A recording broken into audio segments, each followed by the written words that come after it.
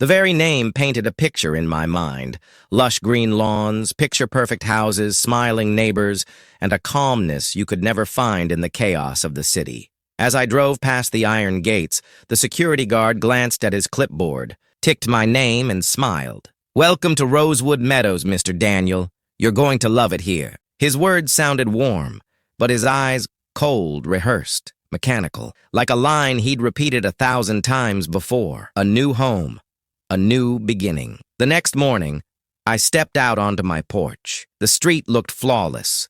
Driveways gleamed, as if freshly polished, lawns trimmed to an identical height, exactly 2 inches, and the mailboxes, all painted the same shade of jet black. It was like stepping into a lifestyle magazine spread. Too perfect, too controlled. Just then, my new neighbor appeared, Mrs. Collins, an elderly woman walking her small terrier. She noticed me and waved. "New face in the neighborhood?"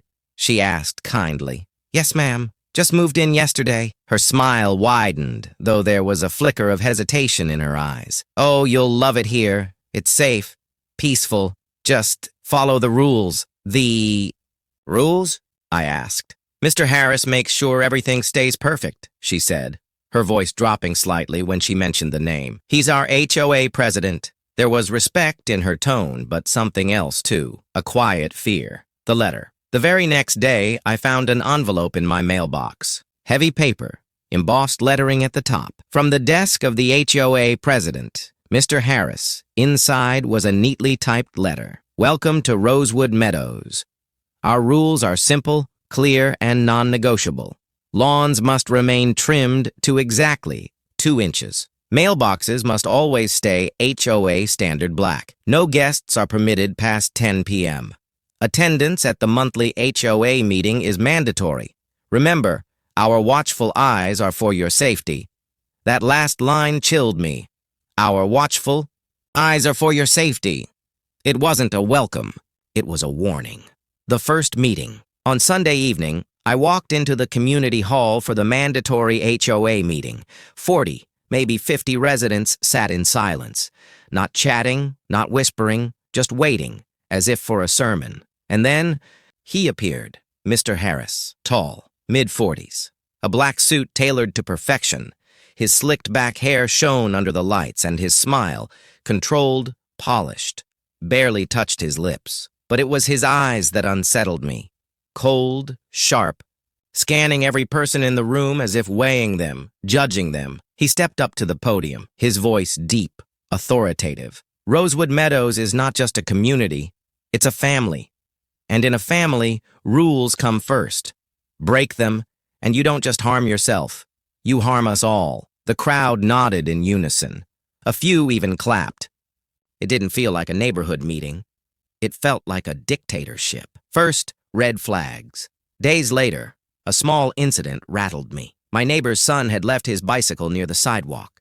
Nothing major, just a kid's bike leaning by. The hedge. By morning, it was gone. Instead, a bright yellow violation notice sat in their mailbox. Violation, unauthorized item left in a common pathway. Fine, $150. When I asked his parents what happened, they just shook their heads. "It was just a bike," his mother whispered, "and now it's gone. But it's better not to argue. Everyone just pays." There was no anger in her voice, only quiet resignation. That's when I realized people weren't living here, they were enduring it. On the corner of my street stood a house that didn't fit the picture-perfect vibe. Curtains always drawn, paint faded, the gate chained shut, a metal board hung on the fence.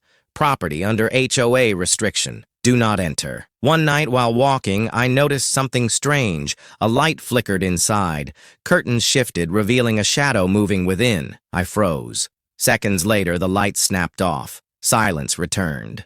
The next morning, I asked Mrs. Collins casually, "What's the story with the house on the corner?" Her face tightened. "Don't worry about it.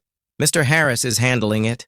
And just like that, she changed the subject. That weekend, while unpacking, in my garage I stumbled upon a dusty box left by the previous owner. Inside were old newspapers.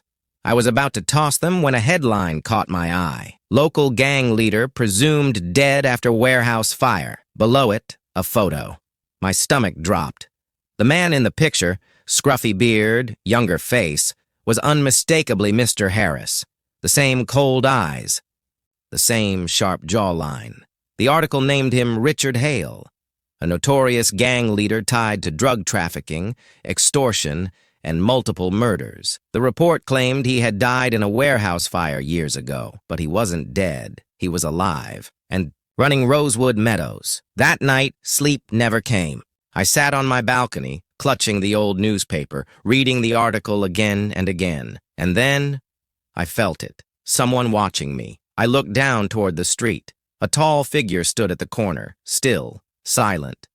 A flashlight in his hand, aimed directly at my house. My pulse spiked. The light blinked twice. Then the figure turned and vanished into the shadows. Was it Harris or one of his men? Either way, one thing was clear. Rosewood Meadows wasn't the paradise it pretended to be. It was a prison, a perfect little cage. And I had just discovered the monster running it.